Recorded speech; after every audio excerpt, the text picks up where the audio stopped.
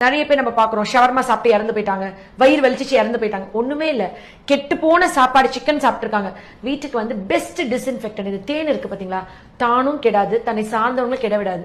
அமிர்தம் மாதிரி. ஆக்சுவலி நான் ரொம்ப சிம்பிளா டிப்ஸ் சொல்லிடுவேன். மோஷன் வந்து குழந்தைங்களுக்கு ஒரு 30-40 தடவை லூஸ் மோஷன் போறாங்க, ஒரு டயரியா போறாங்கன்னு வச்சுக்கோங்களேன். நான் சொல்வேன் அவ்வளவு ஆன்டிபயோட்டிக்ஸ் கொடுத்தோம், ட்ரிப்ஸ் போட்டுக்கிட்டு இருக்கோம், குழந்தைக்கு ஒத்துக்காம போச்சு, அது இதுமாங்க. நான் சொல்லுவேன் 2 ஸ்பூன் தேன், 4 ஸ்பூன் எலுமிச்சை சாறு, 4 ஏலக்காய் தட்டி அதுல விதை மட்டும், ஏல அரிசிம்பாங்க இங்க செட்டிநாடு பக்கம், அதை மிக்ஸ் பண்ணி ஜஸ்ட் சாப்பிட்டு கொடுத்துட்டா போதும். அந்த குழந்தைங்களுக்கு மோஷன் போறது அப்படியே சுவிட்ச் போட்டோமா நின்றும். 40-50 டயரியா போய் ஐவி போய்கிட்டு இருக்கும், போன்ல கேட்பாங்க டிப்ஸ். இதை சொல்லுவேன், ஸ்டாப் ஆயிடும். இந்த நிறைய பேர் நம்ம பாக்குறோம் ஷவர்மா சாப்பிட்டு இறந்து போயிட்டாங்க, வயிறு வலிச்சிச்சு இறந்து போயிட்டாங்க. ஒண்ணுமே இல்ல, கெட்டு போன சாப்பாடு சிக்கன் சாப்பிட்டுருக்காங்க. வீட்டுக்கு வந்து பெஸ்ட் டிஸ்இன்ஃபெக்டன் இது தேன் இருக்கு பாத்தீங்களா, தானும் கெடாது, தன்னை சார்ந்தவங்களும் கெட விடாது.